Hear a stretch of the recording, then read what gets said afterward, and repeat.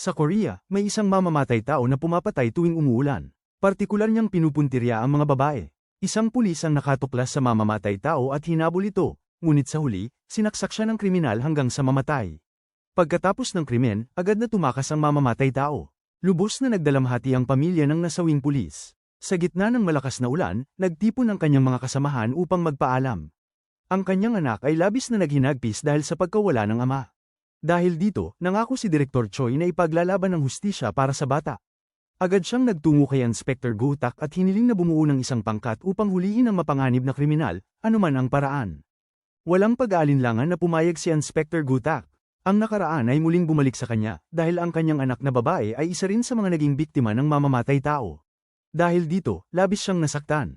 Kilala si Go-tak bilang isang marahas na tao, kapag may nahuli siyang kriminal, walang tigil niya itong binubugbog. Kung hindi lamang siya pinipigilan ng kanyang sekretarya, posibleng may mga namatay na sa kanyang kamay. Ang unang taong naisip ni Go-tak upang bumuo ng Bad Guy Squad ay si Wong Chul, isang kilalang gangster na nahatulan ng 28 taon sa bilangguan. Para sa kanya, ang pakikipaglaban ay tila isang libangan. Araw-araw niyang binubugbog ang mga bantay sa kulungan, kaya naman takot na takot sa kanya ang mga batang gwardya. Ang pangalawang miyembro ay si Tae-soo, ang leader ng 3 pinakamahuhusay na mamamatay tao sa Korea. Ang pangatlo ay si Jung-moon, isang serial killer na may misteryosong pagkatao. Siya ay may intelligence quotient na 166 at nakakuha ng doctorate sa edad na 12. Nakapatay siya ng 15 tao, ngunit kailanman ay hindi siya nag-iwan ng ebidensya. Ang tanging kakaiba sa kanya ay nakakalimutan niya ang lahat matapos patayin ang kanyang mga biktima. Matapos mapili, agad na inilabas mula sa kulungan ang 3 espesyal na bilanggo. Isinuot sa kanila ang normal na kasuotan bago dinala sa isang liblib na lugar. Pinangunahan ni Sekretarya Myung sina Tae-soo at Wong Chul papunta sa isang abandonadong simbahan. Subalit, pagkalaya pa lamang ni Wong Chul ay agad itong nagwala. Nang makita ni Tae-soo ang mamamatay tao, bigla siyang sumugod at nagsimula ang laban. Sa gitna ng tensyon, dumating si Go-tak at inanunsyo na kung sino ang makahuli sa mamamatay tao ay mababawasan ng 5 taon ang sentensya. Labis itong ikinagalak ng dalawa, ngunit upang matiyak na hindi sila tatakas, nilagyan sila ng monitoring device sa kanilang mga binti. Sa mga sandaling yun, natanggap ni Myung ang balita na nakatakas si Jung-moon matapos niyang patumbahin ang 2 bantay habang nasa palikuran. Nang dumating ang pangkat sa lugar, wala na siya roon. Mahigit 2 oras na siyang nawawala, at kung hindi siya mahahanap agad, posibleng may susunod na namang biktima. Isinuot ni Wong Chul at Tae-soo ang kanilang ankle bracelets upang sundan ang bakas ni Jung-moon. Sa oras na yun, nasa tren na si Jung-moon at patungo sa kanyang dating kasintahan na si No-sun. Nahulaan ni Inspector Go-tak ang kanyang susunod na hakbang kaya agad silang nagtungo roon. Pagdating sa lugar, inutusan ni Go-tak ang pangkat na hanapin si Jung-moon sa loob ng 1 oras. Pumasok sina Wong Chul at Tae-soo sa isang bar upang hanapin si No-sun. Walang anumang sinayang na oras si Wong Chul at agad na inumpisahang bugbugin ang mga tao roon. Isang suntok lang ang kanyang pinakawalan sa bawat isa, kaya't agad silang bumagsak sa sahig. Biglang lumitaw ang isang matangkad at matipunong lalaki, ngunit sa isang suntok ni Wong Chul, agad din itong natamba. Nang tanungin ang may-ari ng bar tungkol kay No-sun, sinabi nitong naibenta na ito sa ibang lugar. Nagpunta sina Wong Chul at Tae-soo sa nasabing lugar, ngunit natuklasan nilang isang mapanganib na sindikato ang namamahala roon. Mag-isa lamang sumugod si Tae-soo upang harapin ang grupo. Napakabilis at malupit ang kanyang galaw, patunay na siya ang pinakamahusay na mamamatay tao sa Korea. Sa isang iglap, nagulpi niya ang lahat ng tauhan ng sindikato. Labis itong ikinabahala ng leader kaya agad itong nakiusap at nagmakaawa. Pagkatapos nilang makuha ang impormasyon, bumalik sila sa sasakyan at iniulat na si No-sun ay naibenta sa ibang lugar. Samantala, natagpuan na ni Jung-moon ang kanyang dating kasintahan. Kakatulog pa lamang ni No-sun nang may kumatok sa kanyang pintuan. Pagbukas niya, laking gulat niya nang makita si Jung-moon. Noong panahong yun, sinintensyahan ng habambuhay na pagkakakulong si Jung-moon matapos tungstigo si No-sun laban sa kanya. Kaya naman, labis ang takot ng dalaga nang makita siya. Inakusahan niyang sinubukan siyang patayin noon, ngunit hindi ito matandaan ni Jung-moon. Dumating ang pangkat ni Go-tak at sinabing kung sino ang makahuli kay Jung-moon ay magkakaroon ng bawas sa sentensya. Excited na sumugod si Wong Chul, ngunit isa lang ang maaaring makabawas ng 4 na taon sa sentensya, kaya nag-away sila ni Tae-soo. Sa kasagsagan ng laban, bumukas ang pinto ng silid 203, ngunit hindi si Jung-moon ang nasa loob. Napagtanto nilang nagkamali sila ng silid. Samantala, pinaalalahanan ni No-sun si Jung-moon na nakapatay siya ng 15 babae. Hindi niya ito inamin sa pulisya dahil wala siyang maalala. Sinabi ni No-sun na madalas nitong nakakalimutan ang mga nangyari pagkatapos ng 1 oras, kaya hindi niya natatandaan ang kanyang mga krimen. Biglang nagbalik sa alaala ni Jungmoon ang ilan sa mga eksena ng kanyang mga pagpatay. Dahil sa matinding pagkalito, bigla niyang sinakal si No-sun. Tila nawala na naman siya ng kontrol. Sa kritikal na sandali, dumating si Inspector Gutak at pinaputukan ang kandado ng pinto. Inutusan niya si Jungmoon na huminto, ngunit patuloy pa rin itong sinasakal si No-sun. Sa sobrang delikado ng sitwasyon, napilitan si Gutak na barilin si Jungmoon sa braso. Sa kabila ng sugat, tumalon si Jungmoon sa bintana at mabilis na tumakas. Pagbaba niya, nakita niyang naghihintay si Wong Chul sa ibaba. Mabilis siyang sumakay sa kotse. Galit na galit si Wong Chul kaya tinadyakan ng salamin ng sasakyan. Ngunit sa isang iglap, binangga siya ni Jungmoon bago tumakbo palayo. Agad namang hinabol ni Tae-soo gamit ang kotse. Sa matinding habulan, papalapit na sila sa isang sangandaan. Inararo ni Tae-soo ang likuran ng sasakyan ni Jungmoon, dahilan upang bumangga ito at mawala ng malay. Akala ni Tae-soo na sa kanya mapupunta ang kredito, ngunit biglang lumitaw si Wong Chul at hinayla si Jungmoon bago pa siya maabyute ni Tae-soo. Sa kabila ng pangyayaring yon, hindi pa rin isinuko ni Inspector Gutak si Jungmoon. Alam niyang tanging ang katalinuhan nito ang makakatulong sa paglutas ng kaso. Habang kumakain ng tatlo, napagdesisyon na ni Jungmoon na bumalik at sumama sa kanila. Mula sa araw na yon, nagsanib puwersa ang tatlong pinakamapanganib na kriminal upang lutisin ang kaso, at ang una nilang target ay ang serial killer na kamakailan lang umatake. Kinabukasan, muling umulan at may panibagong pagpatay na naganap. Isa na namang babae na naglalakad mag-isa sa gabi ang naging biktima. Dumating si Gutak sa pinangyarihan ng krimen na may matinding galit sa puso. Ang babaeng ito ang ika-18 niyang biktima. Habang dinadala ni Secretary Mion ang tatlong kriminal sa crime scene, humiling si Tae-soo na bumaba ng sasakyan dahil may mahalaga siyang kailangang gawin. Pinayagan siya ni Gutak kahit malayo ito sa kanila. Pumunta si Tae-soo sa isang bahay at kumatok, ngunit ibang babae ang nagbukas ng pinto, hindi ang hinahanap niya. Sa tindi ng galit, pinatumba niya ang supervisor at mabilis na tumakas. Sa kabilang banda, dumaan si Tae-soo sa mismong sasakyan ng kanyang grupo. Nang makita ito ni Wong Chul, agad siyang pamwesto sa upuan ng driver at hinabol si Tae-soo. Habang hinahabol ito, inisip niyang kung mahuhuli niya si Tae-soo, baka mabawasan ang kanyang sistensya. Sa kasamaang palad, sa sobrang sama ng kanyang pagmamaneho, naipit siya sa trapiko at napilitang huminto. Samantala, pinuntahan ni Tae-soo ang kanyang dating amo. Noon pa man, anako na niya ang kasalanan ng kanyang boss kapalit ng isang kasunduan, na padadalhan ng boss ang isang taong nagngangalang Soap ng 1 milyong won bawat buwan. Gayunman, sinabi ng boss na hindi na niya alam kung nasaan si Soap, kaya agad siyang hinawakan ni Tae-soo sa kwelyo. Inutusan niya itong hanapin agad ang address at ipaalam sa kanya. Sa mga sandaling yon, may narinig siyang ingay mula sa labas. Lumabas siya at nakita niyang dumating na si Gutak. Sa oras na makita ni Gutak si Tae-soo, hindi na ito nag-aksaya ng salita. Agad niya itong sinuntok bilang babala, saka dinala ang tatlo sa crime scene. Binigyan sila ni Gutak ng kalahating araw upang makahanap ng anumang ebidensya tungkol sa mamamatay tao. Dahil sa sunod-sunod na patayan, halos wala nang lumalabas sa kalsada kahit sa umaga. Dahil isa lang sa kanila ang mababawasan ng sentensya, nagdesisyon silang kumilos ng mag-isa at hindi magtulungan. Lalo na sina Tae-soo at Jungmoon na tila may matagal ng alitan. Nangako silang pagkatapos nilang matapos ang misyon, papatayin nila ang isa't isa. Samantala, pumunta si Wong Chul sa isang pabrika. Walang sabi-sabi, pinagsusuntok niya ang sinumang hamarang sa kanya. Walang pakialam kung sino, basta't agad niyang pinabagsak ang lahat ng humadlang. Pagkatapos ng matinding laban, nakapasok siya sa kwarto ng pinuno. Noong una, hindi alam ng leader ng grupo kung gaano kalakas si Wong Chul, ngunit nang makatikim ng isang malakas na sampal, agad itong bumagsak sa sahig. Ilang beses pa niya itong pinalo upang bigyan ng leksyon. Nang makita niyang sumunod na ito sa kanyang kagustuhan, inutusan niya ang leader at ang buong grupo na sundin siya mula ngayon. Samantala, nasa crime scene si Tae-soo. Pinag-aralan niya ang mga larawan ng mga biktima at inisip ang sarili bilang mamamatay tao. Napansin niyang walang mga CCTV camera sa lugar, na nangangahulugang kabisado ng kriminal ang nasabing lugar. Base sa lalim at paraan ng pagsaksak, tinatayang mas mababa sa 1.5 metro ang taas ng mamamatay tao. Pagkatapos ng kanilang pagsisiyasat, walang nagsalita tungkol sa kanilang natuklasan dahil isa lamang sa kanila ang maaaring magkaroon ng bawas sa sentensya. Buo ang tiwala ni Wong Chul na mahuhuli niya ang kriminal sa loob ng 3 araw, lalo na't kakakuha lang niya ng bagong grupo. Sa mga sandaling yon, biglang nagsalita si Jungmoon. Ipinunto niya na ang dahilan kung bakit pumapatay ang mamamatay tao tuwing umuulan ay dahil gusto nitong maamoy ang dugo, dahil lumalakas ang amoy nito pag nabasa. Iginiit din niyang propesyonal ang kriminal na ito, dahil sa bawat kaso, isang saksak lang ang ginagawa nito ngunit tiyak na nakakamatay. Dahil dito, inutusan ni Jungmoon si Gutak na muling repasuhin ang mga lumang kaso upang makita ang pagkakapareho. Nagselos si Wong Chul dahil sa talas ng pag-iisip ni Jungmoon. Matapos ang muling pagsisiyasat, natuklasan nilang sa nakalipas na 2 taon, may 20 kaso ng pagpatay na naganap tuwing umuulan. Bukod dito, napansin nilang laging may maraming dugo sa crime scene, kaya malinaw na iisang kriminal lang ang may kagagawa ng lahat. Agad na ipinaalam ni Inspector Gutak sa grupo ang bagong natuklasan. Ang lahat ng 15 biktima ay may bakas ng tusok ng karayom na sumisipsip ng dugo, na nagpapahiwatig na kinukolekta ng mamamatay tao ang dugo ng kanyang mga biktima. Bukod pa rito, sa bawat kaso ng pagpatay, madaling napapasok ang bahay ng biktima. Sa 15 biktima, 2 ang nakaligtas. Iminungkahi ni Gutak na hanapin ang 2 taong ito upang maimbestigahan.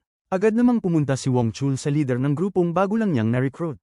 Ayon sa paliwanag ng leader, kung madaling nabubuksan ng kriminal ang mga pinto, malamang na may kaugnayan ito sa isang may-ari ng tindahan ng mga kondado. Sa lugar na yun, iisa lang ang tindahan ng kondado. Hindi nag-aksaya ng oras si Wong Chul at agad niyang pinuntahan ang may-ari ng tindahan. Nang kausapin niya ito, nagduda siya na baka ito ang serial killer, kaya't hinatak niya ang lalaki at marahas na pinagsusuntok. Ngunit bago pa niya ito mapilitang magsalita, dumating si Gutak at pinigilan siya. Mahigpit siyang binalaan ni Gutak na huwag basta-basta magparatang sa inosente. Samantala, nagtungo sina Inspector Gutak at Tesu sa bahay ng isa sa mga nakaligtas. Sa hindi inaasahang pangyayari, ang babaeng yun ay si Sok. Natigilan si Tesu at hindi alam kung paano magsisimula ng usapan. Malaki ang kanyang pagsisisi dahil aksidente niyang napatay ang asawa ni Sok noon. Kahit hindi ito alam ni Sok, hindi pa rin mapakali si Tesu at sa sobrang pagkabalisa ay natapon niya ang isang tasa ng tsaa. Ikinwento ni Sok na malakas ang ulan noong gabing yun. Natutulog siya at ang kanyang anak nang biglang pumasok sa bahay nila ang mamamatay tao. Sa kabutihang palad, nakatakbo agad ang anak palabas upang humingi ng tulong, kaya't pareho silang nakaligtas. Sa kasamaang palad, hindi nila malinaw na nakita ang mukha ng mamamatay tao. Ang pangalawang biktima naman ay nagsabi na malakas din ang ulan noong gabing yun. Pinasok ng mamamatay tao ang kanilang bahay at agad na pinatay ang kanyang nakababatang kapatid. Nanahimik siya, umaasang palalampasin siya ng kriminal, ngunit sa kanyang gulat, pinagbubugbog din siya hanggang halos mamatay. Hanggang ngayon, may malaking peklat pa rin siya sa kanyang mukha.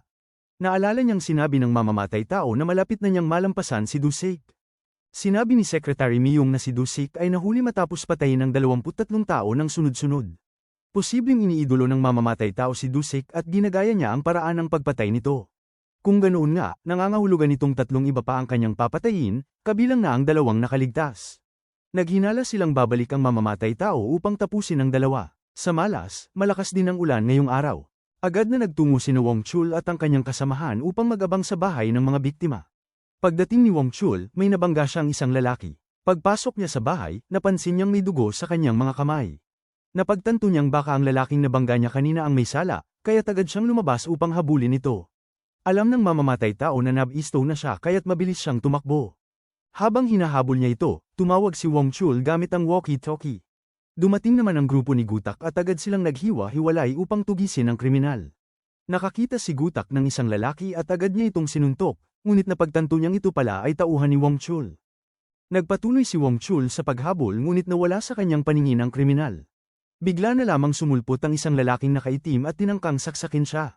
Sa kabutihang palad, nasalo niya ang patalim. Agad siyang sinapak ng kriminal sa mata at tumakas. Sa sandaling yun, biglang lumitaw si Jung Moon, ngunit sa halip na habulin ng kriminal, pinili nitong tulungan si Wong Chul. Matagumpay na natapos ng kriminal ang kanyang misyon, nakapagkolekta siya ng dugo mula sa kanyang bagong biktima. Kinabukasan, pumunta ang mamamatay taong si Tesu sa pinangyarihan ng krimen. Inakala niyang si Sok ang biktima, kaya't labis siyang nasaktan. Matagal na niyang sinusustentuhan si Sok sa pamamagitan ng pagpapadala ng pera buwan-buwan sa utos niya sa dati niyang amo. Ngunit nang buksan niya ang zipper ng bangkay, isa palang ibang babae ang naroon. Labis ang ginhawang naramdaman ni Taesu. Tumayo siya at napansin niyang nakatayo si Sok sa harapan niya. Wala siyang kaalam-alam na si Tesu ang pumatay sa kanyang asawa. Ang tanging nakita lang niya ay ang malungkot at puno ng pagsisising tingin ni Taesu. Bumalik ang lahat sa base upang paghandaan ang susunod na hakbang. Bigla namang nakatanggap ng mahalagang balita si Gutak. May natagpo ang mga fingerprint sa katawan ng biktima. Lumabas sa imbestigasyon na ang mamamatay tao ay ang leader ng gang na kamakailan lang ni-recruit ni Wong Chul. Agad itong naiulat sa media na huli na umano ang serial killer. Ngunit hindi kumbinsido si Jung Moon. Alam niyang hindi ang tunay na mamamatay tao ang kanilang nahuli, sapagkat isang bihasang kriminal ay hindi mag-iiwan ng fingerprint. Maging si Tesu ay nagtaka rin dahil sa alam niyang ang hinahabol nilang kriminal ay mas mababa sa 1 metro at 70 sentimetro ang taas, samantalang ang nahuli nila ay higit na mas matangkad. Biglang bumuhos ng malakas ang ulan. Sa oras na yun, nagmamadaling lumabas si Tesu. Alam niyang nasa panganib si Sok, ang natitirang nakaligtas. Tama nga ang kanyang hinala. Sa mga sandaling yun, sinusundan na ng tunay na mamamatay tao si Sok. Habang naglalakad, aksidente niyang nabunggo ang may-ari ng tindahan ng kondado, dahilan upang malaglag ang dala niyang bag ng prutas. Nagalok ang tindero na ihatid siya pauwi, ngunit magalang niya itong tinanggihan. Sa hindi inaasahang pangyayari, hindi nito binitiwan ang kanyang bag at ang titig nito sa kanya ay nagbigay ng nakakakilabot na pakiramdam, isang tingin na puno ng hangaring pumatay. Sa isang iglap, hinabol niya si Sok at hinampas ito, dahilan upang mawalan siya ng malay. Sa wakas, natuklasan na kung sino ang tunay na mamamatay tao, ang mismong locksmith o tagagawa ng kondado. Hinatak nito si Sok sa buhok na parabang isang tropeyo. Hinugot ng locksmith ang patalim at inihanda ang sarili upang patayin si Sok. Sa tamang sandali, dumating si Tesu. Sa isang mabilis na galaw, agad niyang pinabagsak ang mamamatay tao gamit ang isang malakas na suntok. Wala siyang ideya na ang mamamatay tao ay ang locksmith mismo. Ang tanging alam niya ay nakapatay na ito ng 22 katao. Tuluyang nagwala si Tesu at walang habas na pinagbubugbog ang mamamatay tao hanggang hindi na ito makalaban. Handang-handa na siyang tapusin ang buhay ng kriminal, ngunit sa hindi inaasahang pangyayari, biglang dumating si Gutak at pinigilan siya. Laking gulat ni Taeso nang malamang bahagi pala ito ng plano ni Gutak. Galit na galit siya nang matuklasang ginamit lang pala ni Gutak si Sok bilang pain. Sa sobrang galit, bigla siyang bumunot ng patalim at sinaksak ang mamamatay tao. Ngunit bago pa man niya maitulos ng tuluyan ang kutsilyo, pinaputokan ni Gutak ang kanyang kamay. Sa kabutihang palad, hindi malubha ang natamong pinsala ni Sok. Wala nang ibang pagpipilian si Gutak kundi gamitin ang ganitong paraan. Alam niyang gusto ng mamamatay tao na maging pinakakilalang kriminal sa Korea. Kaya't sinadya niyang ipakalat sa media na ang nasabing kriminal ay nahuli na, bagamat hindi pa ito ang tunay na salarin. Dahil dito, nagalit ang tunay na mamamatay tao at hindi niya matanggap na may ibang umaangkin ang kanyang kasikatan. Kaya't pinilit nitong pumatay muli upang patunayan ang sarili. Samantala, si Jungmoon ay kasalukuyang ini-interview ang mamamatay tao. Itinanong niya kung bakit 22 lamang ang vial ng dugo gayong 23 ang biktima. Sinagot ito ng mamamatay tao at sinabing may isang biktima na hindi niya pinatay. Labis ang gulat ng lahat sa revelasyong ito. Ibig sabihin, may isa pang mamamatay tao bukod sa nahuli nila. Sa mga sandaling yun, dumating ang pulisya at pansamantalang inaresto si Wong Chul at dinala sa kulungan, sa paniwalang tapos na ang kaso. Hindi ito ikinatuwa ni Gutak, ngunit wala siyang magawa. Sa kasamaang palad, ng gabing yun, isang babae ang nakakulong sa isang abandonadong bahay. Nagising siya na nakapinid ang pinto mula sa labas. Agad siyang tumawag sa pulisya at naiulat ang kanyang lokasyon. Ngunit bago pa man siya makapagpatuloy, sinipa ng mamamatay tao ang pinto at tuluyang pumasok. Kinabukasan, pinagalitan ng hepe ang lokal na pulisya. May 4 na oras na silang may impormasyon, ngunit hindi pa rin nila nailigtas ang babae. Galit na galit ang hepe, ngunit idinahilan ng pulisya na masyado ng marami ang mga kasong hinahawakan nila. Sa tindi ng galit ng hepe, pinalayas niya ang mga ito. Sa kawalan ng ibang opsyon, napilitan ng hepe na muling tawagin ang masasamang tao. Sinunod ni Gutak ang utos at agad na nagtungo sa kulungan upang imbitahan si Tesu. Walang pag-aalinlangang pumayag si Tesu kapalit ng posibleng pagpapababa ng kanyang sentensya. Pagdating naman ni Gutak kay Wong Chul, galit na galit ito. Pakiramdam niya ay ginagamit lamang siya, ngunit sa huli, pumayag pa rin siya dahil umaasa siyang makakamit ang mas maikling sentensya. Tanging si Jungmoon lamang ang nanatiling kalmado at agad na pumayag ng walang pag-aalinlangan. Muling nagtipon ng grupo, dinala sila ni Miyang sa lugar kung saan natagpuan ang bakas ng mamamatay tao.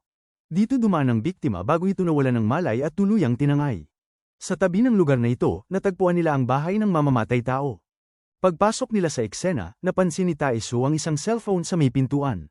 Tahimik niya itong pinulot at isinilid sa kanyang bulsa. Nang bumagsak ang cellphone, napagtanto nilang ito ang gamit ng biktima. Sa loob ng bahay na yun siya ikinulong. Ayon kay Secretary Miyang, pinira-piraso ng mamamatay tao ang babae sa 356 na piraso at saka iniwan ang lugar. Ngunit agad itong pinabulaanan ni Jungmoon. Aniya, imposibleng nagawa ito ng mamamatay tao dahil alam niyang naiulat na ng babae sa pulisya ang kanyang lokasyon, kaya tiyak na agad siyang tumakas. Kahit gaano pa siya kagaling, hindi niya magagawang manatili roon upang paghiwa-hiwalayan ang katawan ng biktima. Sa sandaling yun, iniulat ni Gutak na may isa pang biktima, kaya't may posibilidad na ang mamamatay tao ay nasa banyo nang marinig niya ang babae sa labas. Agad niya itong pinatulog at saka tumakas, na nangangahulugang buhay pa ang babae. Napansin din ni Gutak ang mga bakas ng paghatak sa sahig. Binuksan niya ang isang malaking refrigerator at natuklasan nilang may isa pang nakatagong refrigerator sa loob. Laking gulat ng lahat sa kanilang nakita, ang lugar na yun ay pugad ng bentahan ng mga lamang loob. Agad nilang sinimulan ng paghahanap sa babae, umaasang maaari pa siyang mailigtas. Samantala, nakipag-ugnayan na ang mamamatay tao sa mga bumibili ng mga organo, at napatunayang buhay pa nga ang babae. Siya ay nakakulong sa isang lalagyan, naghihintay na lamang na laslasin para makuha ang kanyang mga laman loob. Gamit ang surveillance camera, natuklasan ni Jung-moon na may mga kasabwat ang mamamatay tao. Samantala, si Wong-chul naman ay humingi ng tulong sa kanyang mga tauhan.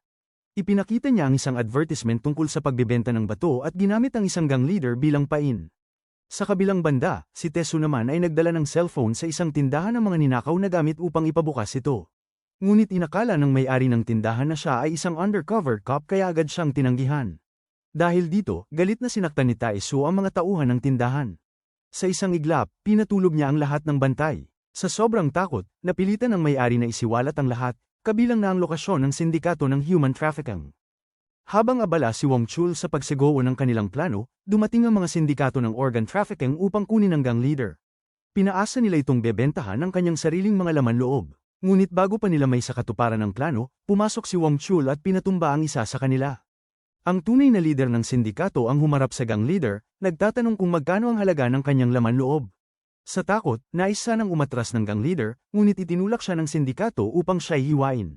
Sa kabutihang palad, dumating si Wong-chul sa tamang oras at pinigilan ang operasyon. Mabilis namang nagutos ang leader ng sindikato na sugurin si Wong-chul, hindi nila alam na bihasa siya sa labanang walang armas. Ngunit dahil sa dami ng kalaban, nagtamo rin siya ng sugat. Sa gitna ng labanan, lumubog sa tubig ang gang leader upang subukang makatakas. Samantala, si Gutak ay lumapit sa isang gas tank at binantaan ng sindikato na pasasabugin ang buong lugar kung hindi nila isisiwalat ang kinaroroonan ng babaeng dinukot. Sa takot, walang nagawa ang leader kundi sabihin kung nasaan ito.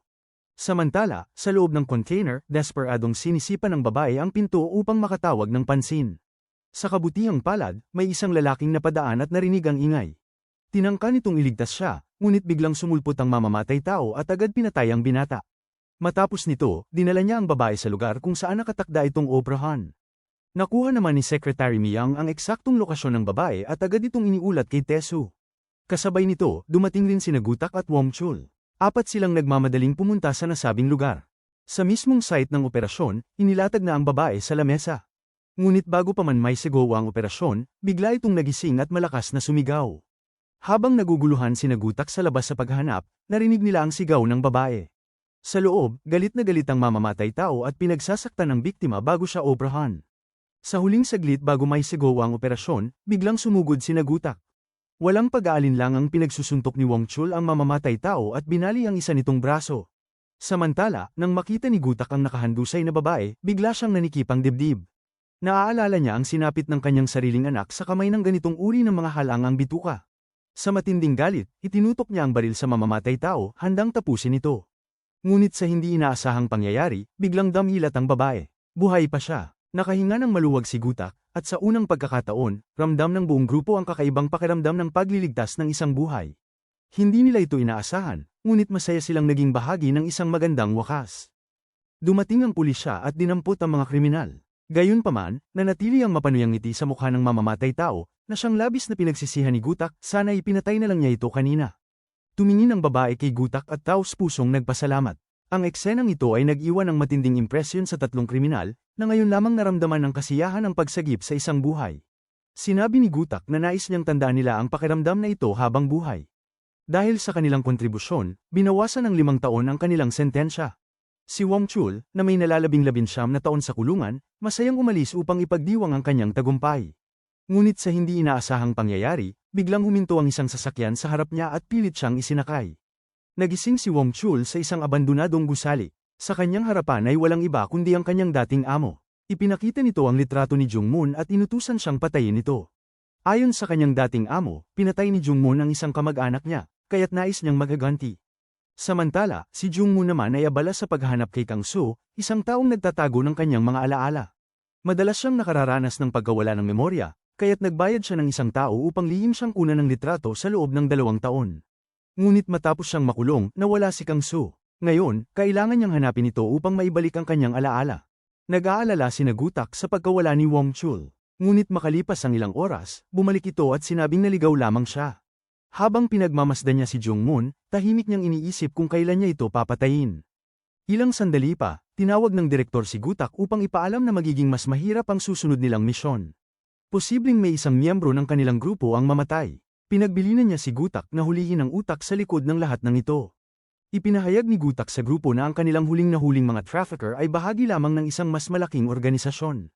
Ang tunay na utak nito ay may kapangyarihang manipulahin ang gobyerno. Araw-araw, maraming kababaihan ang kinukuha ng grupong ito, at kahit alam ito ng pulisya, wala silang sapat na ebidensya upang kumilos. Upang tapusin ang operasyon, iminungkahi ni Gutak na hulihin muna ang 3 pangunahing distributor ng mga organo.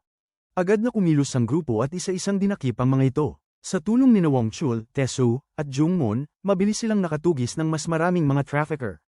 Dinala nila ang mga nahuli sa isang lumang gusali, kung saan sinabi ni Wong Chul na sinumang hindi aamin ay kailangang lumaban sa kanya. Sa takot, tahimik na yumuko ang lahat. Mula sa mga kumpisal ng mga nahuling tao, iniulat ni Gutak sa direktor ang kanilang natuklasan. Lumabas na si Madam Huang ang nasa likod ng sindikato ng human trafficking. Dati siyang mula sa China at dating sangkot sa pagbebenta ng droga, ngunit napagod na siya sa negosyong yun kaya lumipat sa ilegal na pagbebenta ng mga lamang loob ng tao. Binalaan ng direktor si Gutak na marami na siyang nasuhulang matataas na opisyal sa gobyerno. Samantala, si Secretary Myung ay iniimbestigahan ng isang kriminal tungkol sa tirahan ni Madam Huang, ngunit mas pinili nitong mamatay kaysa magsalita. Dahil dito, lumabas si Myung at pinapasok si Tesu. Hindi na ito nag-aksaya ng oras at agad sinaksak ang kriminal sa isang kamay. Nang makita niyang nanatiling matigas ang loob nito, agad niya rin itong sinaksak sa kabilang kamay. Dahil sa matinding sakit, hindi na kinaya ng kriminal at sa takot kay Tesu, inamin nito ang kinaroroonan ni Madam Huang. Agad na naghanda ang buong grupo upang puntahan ang lugar. Ipinaliwanag ni Gutak na isang malaking gusali ang kanilang papasukin na may humigit kumulang 500 tauhan. Lahat ng transaksyon ng sindikato ay ginagawa rito. Dahil sa matinding panganib ng misyon, iminungkahi ni Gutak na kung sino man ang sasali ay babawasan ng 10 taon ang kanilang sentensya. Samantala, si Madam Huang, isang babae na may peklat sa mukha at kilalang walang awa, ay kakahuli lamang ng isang bata dahil may utang sa kanya ang ama nito. Nagkataon pang ang halaga ng utang ay katumbas ng presyo ng mga mata ng ama ng bata. Walang awang hinuli ni Madam Huang ang lalaki at ipinasok ito sa pugon upang kunin ang kanyang mga mata. Sa kabilang banda, dumating na ang grupo sa gusali. Pinangunahan ni Gutak ang 3 kasamahan at dumiretso sa mga gwardya, ipinakita ang kanyang police badge, at sinabing nais niyang makaharap si Madam Huang upang pag-usapan ng pera. Pinapasok sila ng mga gwardya, ngunit kinailangang iwanan nila ang kanilang mga cellphone. Sa loob naman, natanggap na ni Madam Huang ang balita tungkol sa kanilang pagdating. Lumabas na may tauhan siyang nakapasok mismo sa himpilan ng pulisya. Alam niyang hindi makakalabas ng buhay ang 4 na kalaban niya ngayong gabi. Samantala, inihatid si Gutak sa isang elevator patungo kay Madam Huang. Kasama niya sa loob ang isang lalaki. Dama niya ang panganib kaya agad siyang naghanda ng kanyang baril upang ipagtanggol ang sarili.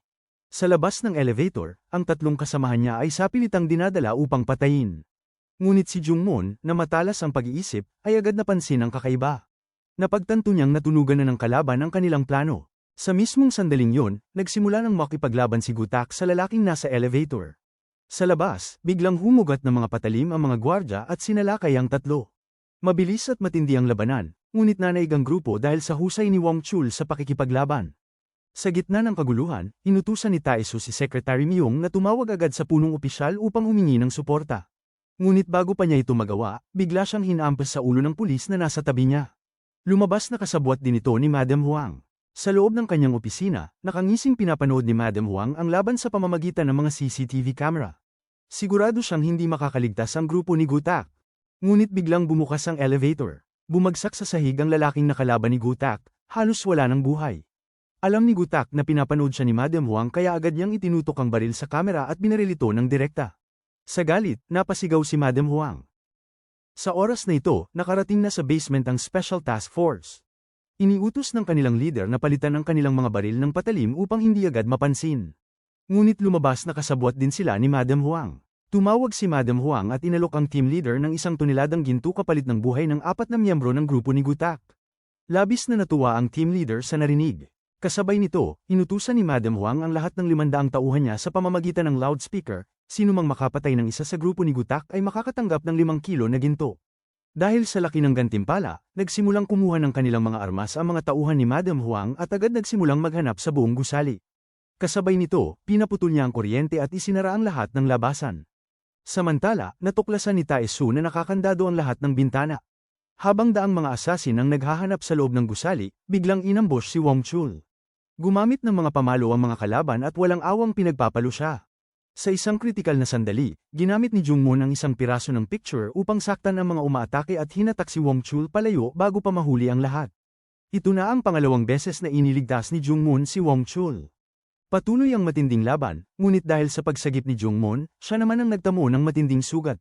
Walang ibang magawa, kaya tinulungan ni Wong Chul ang sugatang si Jungmoon upang makatakas. Sa kasamaang palad, napadpad sila sa isang silid na puno ng mga bangkay. Gulat na gulat sila sa nakita, hindi nila matiyak kung ilang tao ang pinapatay araw-araw sa lugar na iyon. Ngunit wala na silang mapupuntahan, kaya napilitan silang magtago doon pansamantala. Habang nagpapahinga, tinanong ni Wong Chul si Jungmoon kung bakit niya muli siyang tinulungan, lalo na't dati na siyang sumuko sa pagkakataong makabawas ng sentensya para lang mailigtas siya. Sinagot siya ni Jungmoon, hindi niya kailangan ng bawas sa sentensya, ang nais niya ay makilala ang sarili niya ng mas mabuti. Mula noon, lagi niyang iniisip kung siya ba talaga ang may kagagawan sa pagpatay sa 15 biktima. Lumabas si Wong Chul upang tingnan ang paligid, ngunit agad niyang narinig ang mga yapak ng mga paparating na tao kaya mabilis siyang umatras. Lumabas na ang Special Task Force na kasabwat ni Madam Huang. Nang makita nila ang mga bakas ng dugo, agad nilang sinundan ito papunta sa silid ng mga bangkay. Sa loob, napansin ni Wong Chul na naghanda ng kanilang mga patalim ang mga kalaban, na uunawaan niyang sila ay mga traidor. Ngunit biglang naalala ni Wong Chul ang utos ng kanyang dating amo, patayin si Jungmoon, dahil si Jungmoon umano ang pumatay sa anak nito. Kung hindi niya ito gagawin, siya mismo ang mamamatay. Naisip niyang ito na ang pinakamagandang pagkakataon, at kung hahayaan niya lamang, siguradong mamamatay si Jungmoon. Pumasok ang Special Task Force at natagpuan si Jungmoon sa loob. Alam ni Jungmoon na sila ay mga traidor. Kahit sugatan siya, hindi siya sumuko. Ngunit dahil mahina na siya, hindi na siya nakalaban. Naupo siya sa sahig, naghihintay sa kanyang kamatayan. Sa hindi inaasahang pagkakataon, biglang sumugod si Wong Chul. Sinabihan niya ang Special Task Force na tingnan ang silid na puno ng bangkay, paano nila magagawang maglingkod sa ganitong klaseng kasamaan. Ngunit bago pa siya matapos sa pagsasalita, sinugod siya ng mga traidor. Gamit ang kanyang lakas, mabilis niyang pinabagsak ang mga ito. Nang makita ng kanilang leader na hindi sila mananalo, agad nitong kinuha ang kanyang baril at binaril si Wong Chul. Sa kabutihang palad, dumating si Tesu at mabilis na inagaw ang baril ng leader, na iligtas si Wong Chul, at pinagsama nilang tinalo ang lahat ng traidor. Tinulungan ni Wong Chul si Jungmoon makatayo nang dumating si Gutak. Ipinakita ni Gutak ang mapa ng gusali, may isang elevator na maaaring gamitin upang makatakas. Ngunit upang mapagana ito, kailangang may bumaba sa basement upang i-reset ang kuryente. Ang mahirap na trabahong ito ay iniatang kay Tesu. Matagal na siyang hindi nakapatay, ngunit ngayon, nagkaroon siya ng pagkakataon. Kinuha niya ang kanyang patalim at walang sinumang nakaligtas sa kanyang dinaraanan. Sa loob ng maikling panahon, narating niya ang control room at naibalik ang kuryente. Nagmamadaling sumakay sa elevator ang tatlong kasamahan at dumiretso sa itaas. Pagbukas ng elevator, nandoon mismo si Madam Huang, ngunit hindi siya natakot. Maya-maya lang ay mabilis nang dumarating ang 500 tauhan niya upang salakayin sila. Samantala, nagkamalay si Secretary Myung at natagpuan ang sarili sa isang masukal na lugar. Abala ang traidor na pulis sa paghuhukay ng kanyang libingan. Sinamantala ni Myung ang pagkakataon at pinutol ang kanyang tali. Nang matapos maghukay ang pulis, lumingon ito ngunit wala na si Myung. Biglang lumitaw si Myung at mabilis na hinampas ito sa ulo hanggang mawala ng malay. Agad niyang tinawagan ang kanyang punong opisyal upang humingi ng saklolo. Samantala, patuloy ang paghanap ng 500 tauhan ni Madam Huang. Sina Gutak at ang dalawa niyang kasamahan ay binihag si Madam Huang at ipinasok ito sa elevator. Ginamit nila siya bilang panangga laban sa kanyang mga tauhan. Ipinagbanta ni Gutak na babarilin siya kung hindi ibababa ng mga ito ang kanilang mga armas. Ngunit sa halip na sumuko, biglang inanunsyo ni Madam Huang na sinumang makakapatay kay Gutak at sa kanyang grupo ay maaaring pumalit bilang pinuno ng sindikato. Nagulat ang lahat. Sa narinig nilang gantimpala, walang pag-aalinlangan silang sumugod upang patayin ang grupo ni Gutak. Sa isang iglap, nagsimula ang isang matinding laban, 4 laban sa mahigit 500 katao. Lalo pang napasama ang kanilang sitwasyon dahil sa matinding sugat ni Jungmoon. Wala silang ibang paraan upang makatakas, kaya't buong lakas nilang nilabanan ang mga kalaban. Dahil sa dami ng kaaway, mabilis silang nasugatan. Unti-unti silang nawawalan ng kontrol sa labanan at napapalibutan na sila. Sa kabutihang palad, dumating ang mga pulis sa tamang oras. Kasama mismo ang punong opisyal, at sa utos niya, binasag ng mga pulis ang salamin at pumasok sa gusali, mabilis na binaril at ginapos ang mga kalaban. Mahigpit na iniutos ng direktor na sinumang gagalaw ay babarilin agad. Sinamantala ito ni Wong Chul at binigyan ng huling suntok ang isang kalaban. Dahil sa kanilang kontribusyon, hindi lamang nakaligtas ang grupo ni Gutak, binawasan pa ng 10 taon ang kanilang sentensya. Samantala, bagaman naaresto si Madam Huang, nanatili siyang kalmado dahil naniniwala siyang mabibili niya ang hustisya gamit ang pera. Sa galit, biglang sinuntok siya ni Miyong. Ngunit sa di kalayuan, isang tao ang palihim na nagmamanman. Ipinasa nito ang impormasyon na buhay pa si Jungmoon. Sa hindi inaasahang pagkakataon, isang malagim na krimen ang naganap sa parke. Isang lalaki ang naglabas ng baril, kinasa ito, at walang habas na pinaputukan ng isang tao, at sinundan pa ng marami. Agad dumating ang grupo ni Gutak sa pinangyarihan ng krimen. Nakakapangilabot ang eksena, isang hindi kilalang mamamatay tao ang walang pakundangang pumatay. Nagalit si Gutak at nangakong kung malulutas nila ang kaso, mababawasan ng 5 taon ang kanilang sentensya. Pagsapit ng gabi, agad na nagtungo si Tesu sa pinangyarihan ng insidente upang magsiyasat. May 6 na basyo ng bala sa lugar, 6 na putok ang pinakawalan, at 6 na tao ang agad na namatay. Napag-alaman niyang isang profesional na sniper ang bumaril. Kaagad na pinuntahan ni Taesu ang kanyang nakababatang kapatid. Magaling ding sniper si Kang Won sa shooting range. Pinaghinalaan ni Taesu na dito kinuha ng mamamatay tao ang baril kaya tinanong niya si Kang Won kung may naitalang nawawalang baril sa lugar. Samantala, si Wong Chul at ang kanyang mga tauhan ay nagsasagawa ng investigasyon. Biglang lumitaw ang isang tauhan ng kanyang dating amo sa labas. Naalala ni Wong Chul ang sinabi ng kanyang boss, kung hindi mamamatay si Jungmoon sa loob ng 1 linggo, siya ang papatayin. Sa madaling salita, ito na ang araw ng kamatayan ni Wong Chul. Sa kabilang banda, natuklasan ni Jungmoon, na likas na matalino, ang isang mahalagang bakas. Napagtanto niyang ang huling 2 biktima ng 2 magkahiwalay na kaso ay parehong nagtatrabaho sa iisang kumpanya. Bukod pa rito, parehong mga pinuno ng departamento ang 2, at bago sila pinatay, unang binaril ng mamamatay tao ang kanilang mga asawa. Malinaw na may matinding galit ang salarin laban sa 2 pinuno ng departamento. Habang nangyayari ito, nasa bahay si Miyong at pinapanood ang mga surveillance camera. Napansin niyang may isang taxi na lumitaw sa parehong mga crime scene. Posibleng ito ang sasakyan ng mamamatay tao kaya agad niya itong iniulat kay Wong Chul. Agad na sinundan ni Wong Chul at ng kanyang mga tauhan ang naturang taxi. Pagdating sa isang pulang ilaw, sinira ni Wong Chul ang side mirror ng sasakyan dahil inakala niyang nahanap na niya ang salarin. Ngunit sa hindi inaasahang pangyayari, biglang umalingaw-ngaw ang mga putok ng baril. Sa mismong harapan ni Wong Chul, walang habas na nagpaputok ng baril ang tunay na mamamatay tao. Nagdulot ito ng kaguluhan sa gitna ng mataong lansangan. Sa pagitan ng mga putok, nagsalita ang mamamatay tao na tila may matinding hinanakit sa kanyang biktima. Tumitig ito kay Wong Chul ngunit naubusan na ng bala ang kanyang baril kaya kinailangan niyang tumakas. Sa halip na habulin ang salarin, pinili ni Wong Chul na sagipin ang mga sugatan. Sa biglaang pangyayari, isang sasakyan ang huminto. Bumaba ang kanyang boss at sinabing lumipas na ang 2 linggo ngunit hindi pa rin niya pinapatay si Jungmoon. Alinsunod sa kanilang kasunduan, dapat na siyang patayin ngayon. Pagdating ni Gutak sa lugar, parehong wala na ang mamamatay tao at si Wong Chul. Sa araw na ito, 1 tao ang namatay at 4 naman ang malubhang nasugatan. Iniulat ni Miyong na ang nasawi ay ang deputy manager ng naturang kumpanya at nawala rin ang signal ng angklet ni Wong Chul. Sa mga sandaling yon, dinala si Wong Chul sa harapan ng kanyang boss. Pinayagan siyang sabihin ang kanyang huling salita bago patayin. Ipinaliwanag ni Wong Chul na iniimbestigahan niya ang isang serye ng mga pagpatay. Kung mamamatay siya ngayon, hindi nila mahuhuli ang tunay na mamamatay tao. Nakita mismo ng boss kung paano siya nagbago. Nakiusap si Wong Chul na hayaan siyang mahuli muna ang salarin bago siya patayin. Samantala, natanggap ni Taesu ang impormasyon mula sa kanyang nakababatang kapatid. Ayon dito, isang hunting rifle ang ninakaw sa isang shooting range kalahating buwan na ang nakalipas. Bago umalis, nagbabala si Kang Won sa kanyang kuya. Kamakailan lamang ay binali ng kanilang nakatatandang kapatid ang isa sa kanyang mga paa. Binalaan niya si Taesu na mag-ingat dahil kung hindi, siya ang susunod na papatayin.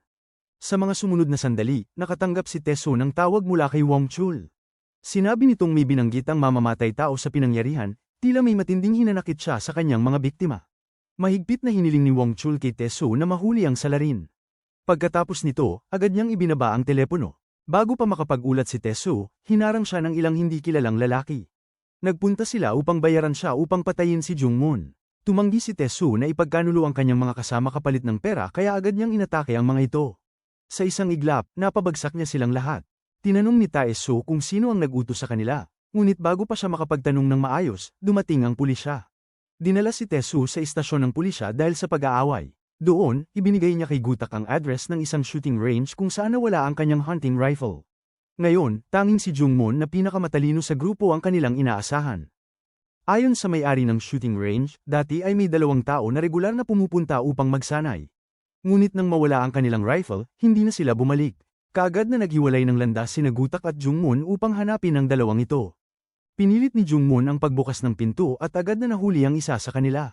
Sa kabilang banda, natagpuan naman ni Gutak ang isa pang lalaki ngunit wala na ito roon. Sa mesa, may natagpuan siyang maraming bala at isang larawan ng pamilya ng lalaki. Agad siyang bumalik upang interogahin ang isa pang mamamatay tao. Inamin nitong pumatay lang siya dahil inutusan siya. Kasabay nito, ibinunyag niyang may isa pang target ang nakatakas na mamamatay tao, ang direktor ng kumpanya. Sa mga oras ding yun, nakatingin ang isa pang mamamatay tao sa litrato ng direktor. Nakatago siya sa isang taxi, hinihintay ang tamang pagkakataon habang nilalagyan ng bala ang kanyang baril. Kinabukasan, inihanda ni Gutak ang isang bitag, pinapasil niya ang direktor sa parke bilang pain. Sa paligid, maraming lihim na mga ahente ang nakaantabay. Isa na rito si Jungmoon na matalinong pumwesto malapit sa direktor. Mabilis na dumating ang mamamatay tao, dala ang kanyang shotgun. Dahan-dahan niyang itinutok ito sa direktor na walang kaalam-alam sa panganib. Mabuti na lang at naunahan siya ni Jungmoon na agad siyang natukoy. Bago pa niya makalabit ang gatilyo, tinawag ni Jungmoon ang kanyang pangalan. Ngunit sa kabila nito, tuluyan pa rin siyang nagpaputok. Mabuti na lamang at nag-jam ang baril kaya hindi ito pumutok. Sa matinding takot, tumakas ang mamamatay tao at ginamit ang kanyang baril upang gawing bihag ang isang batang babae. Dahan-daang lumapit si Jungmoon, kalmado niyang pinalubag ang loob ng mamamatay tao. Habang ginagawa ito, ipinaliwanag niya ang dahilan sa likod ng mga pagpatay. Lumabas na ang direktor ng kumpanya ay nagtanggal ng 20 empleyado upang takpan ang kanyang pagnanakaw ng pondo. Ang pinuno ng departamento ang direktang nag-utos ng kanyang pagkatanggal sa trabaho, kaya't nawalan siya ng katinoan at gumanti. Ngunit upang iliga ang investigasyon ng pulisya, pumatay siya ng mga inosenteng tao. Hindi niya akalaing masusuri ni Jungmoon ang kanyang bawat galaw. Mabilis na lumapit si Jungmoon at tinuligsa ang kanyang kalupitan. Hinawakan niya mismo ang baril at hinamon ito, kung gusto niyang pumatay, siya na lang ang patayin. Ngunit sa halip na barilin siya, natakot ang mamamatay tao. Sa pagkakataong yon, sinunggaban ni Jungmoon ang baril at tuluyang napasuko ito. Itinutok ni Jungmoon ang baril sa mukha ng mamamatay tao at handa na sanang kalabitin ang gatilyo. Ngunit bago pa siya makaputok, dumating si Gutak upang pigilan siya. Dahil dito, nakaligtas ang mamamatay tao kay Jungmoon. Sa sandaling yon, dumating si Jaewon, isang binatilyo na uhaw sa kapangyarihan. Siya ang ipinadala upang pangasiwaan ang mga kilos ng Rogue Squad. Kinalaunan, napilitan silang ipasa ang buong kaso sa kanya. Galit na tiniis ito ni Gutak at umalis. Samantala, dinala ng mga tauhan ng pinuno ng gang si Wong Chul sa isang sasakyan upang ibaon siya ng buhay. Ilang sandali lang, naghukay sila ng isang malaking butas sa bundok. Hinihagis ng pinuno ang singsing na ibinigay sa kanya ni Wong Chul 25 taon na ang nakalipas, tanda ng pagtatapos ng kanilang ugnayan. Pagkatapos, umalis siya at iniwan ang kanyang mga tauhan upang tapusin ang paglilibing kay Wong Chul. Hindi nagtagal, natunto ng grupo ni Gutak ang lokasyon gamit ang anklet tracker. Pagdating nila, sakto namang natapos na ng mga tauhan ang paglilibing at handa nang umalis. Walang inaksayang oras si Teso at mabilis na pinabagsak ang lahat ng tauhan ng gang.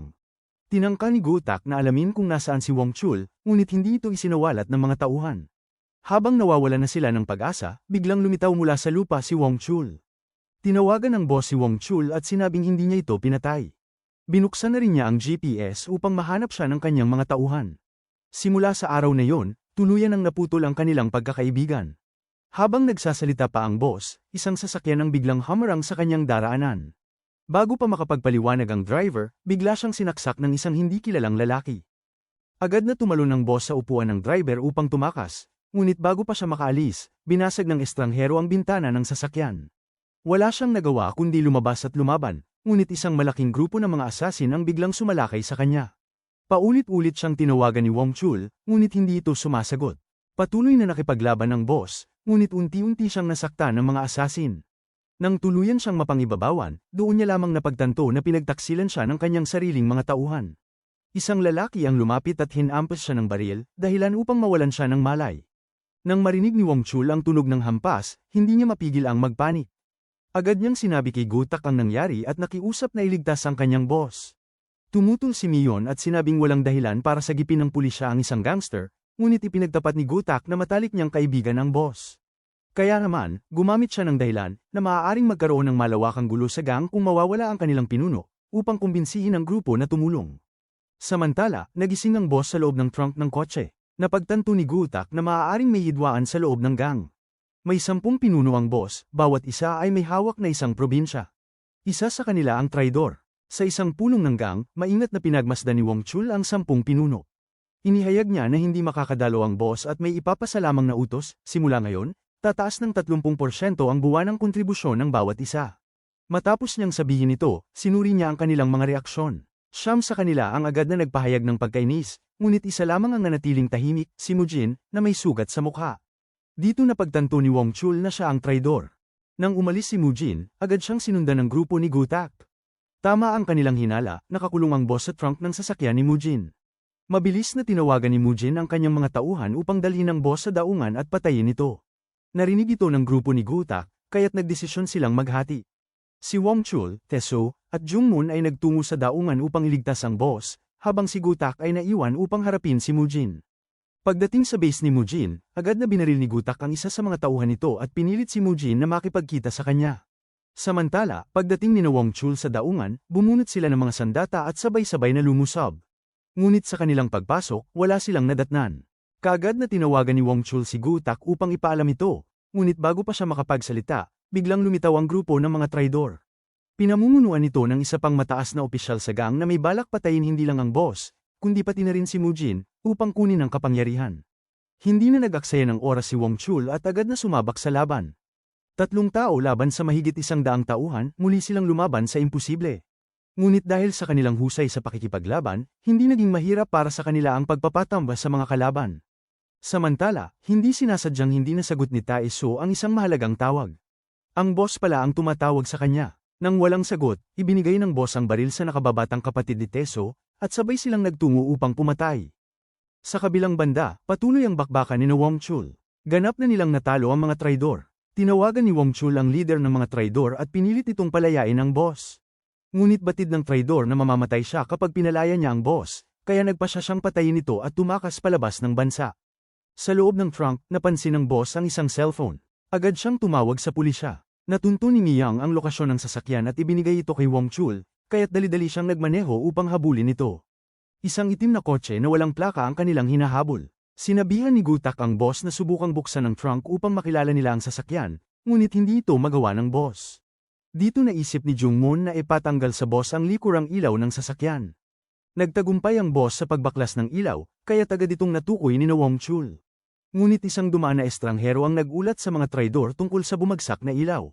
Dahil dito, natuklasan nilang may sumusunod sa kanila at biglang nagpalit ng ruta. Nagdulot ito ng matinding trapiko dahil sa biglaang preno ng maraming sasakyan. Mabilis na nagdesisyon si Jungmoon, nagnakaw siya ng motorsiklo at hinabol ang sasakyan ng mga traidor. Ginamit niya ang isang bakal na pamalo at binasag ang bintana ng sasakyan, dahilan upang mawala ng kontrol ang driver at mapilitan silang huminto. Nawala ng malay ang lahat ng traidor matapos bumangga ang kanilang mga ulo dahil sa biglaang preno. Binuksan ni Jungmoon ang trunk at tinulungan ng boss. Ngunit hindi niya inaasahan na ang taong kanyang sinagip ay siya ring may balak pumatay sa kanya. Hawak ang isang kutsilyo, tahimik na lumapit ang boss sa likuran ni Jungmoon. Sa huli, inutusan ng misteryosong tao ang pinuno na patayin si Jungmoon. Bigla niyang sinaksak si Jungmoon sa kamay at sinabing magiging maayos ang lahat kapag namatay ito. Agad namang gumamit si Jungmoon ng pamalo upang ipagtanggol ang sarili. Ngunit bago pa sila maglaban, dumating si Wong Chul upang pigilan sila. Mahigpit niyang hinawakan ng kutsilyo at nakiusap sa pinuno na huwag patayin si Jungmoon. Sa simula, galit pa rin ang pinuno, ngunit nang makita ang katapatan ni Wong Chul, binitiwan din niya ang kutsilyo. Nagpasalamat siya kay Gutak bago umalis.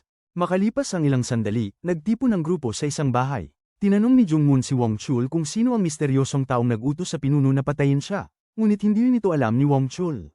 Matapos ang pangyayaring yon, bumalik ang grupo sa bilangguan. Samantala, naguguluhan pa rin si Teso at hindi maunawaan kung sino ang nasa likod ng tangkang pagpatay kay Jungmoon. Kinabukasan, iniulat ni Gutak kay Teso na namatay na ang kanyang master. Agad siyang nagtungo sa morgue upang makita ito. Siya kasi ang nagpalaki kay Teso, kaya't labis ang kanyang pagdadalamhati.